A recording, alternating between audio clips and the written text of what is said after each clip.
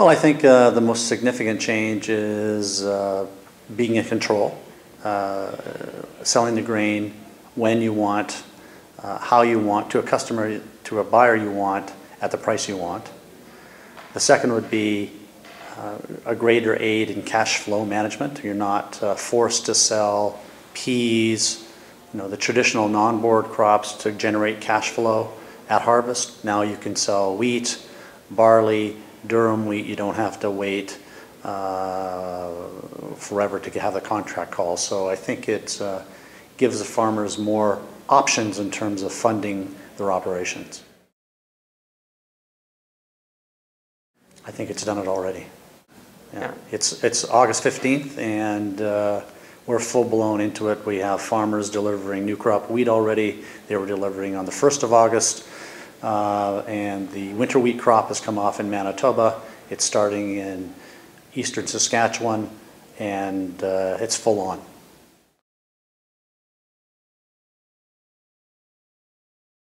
Yeah, so 1 week ago we announced that we have an agreement to handle their grain, and what it entails is for the grains, barley, wheat, and durum, that were formerly under their monopoly control, we will handle the grain. If a farmer wants to put grain in the pool and they're situated next to one of our elevators and it's convenient for them to do so, we'll happily handle that for the wheat board. I guess there's two elements to our business. So one is we're merchants, we're global grain merchants. So I guess on that side we might view them as a competitor, but we're also have an industrial side to our operation. We have 10 elevators across Western Canada. We have a transfer elevator in Quebec. To that end, we view that as very complementary. We have the assets, and anything we can, they're fixed cost based, and anything we can do to draw more business to those assets is the right business decision for that segment of our business. No,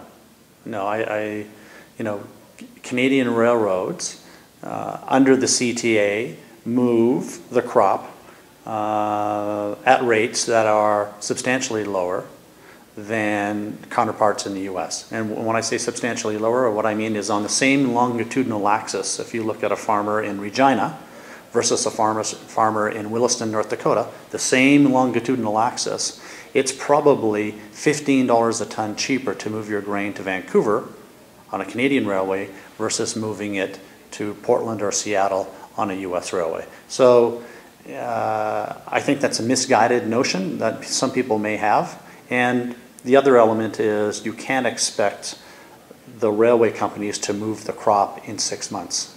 They have to have the capital deployed and the infrastructure to reasonably move the crop over the course of a year. So a lot of people think we're missing all the harvest demand, but it's not practical to have any industry gear up for 6 months of the year business.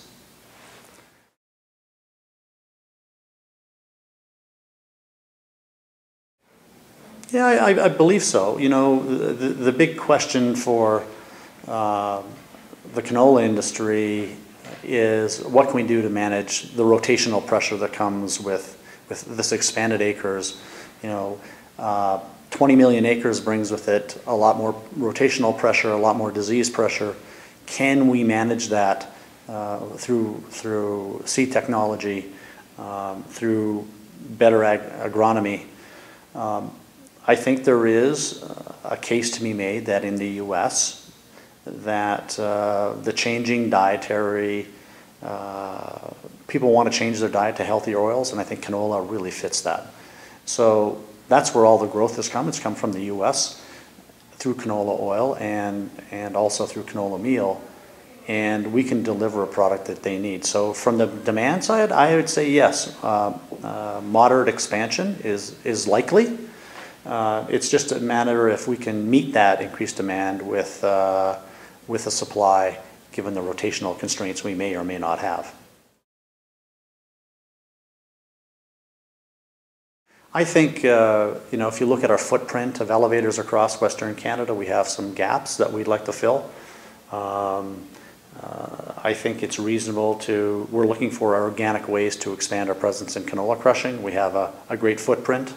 we think we can organically grow the capacity of our plant.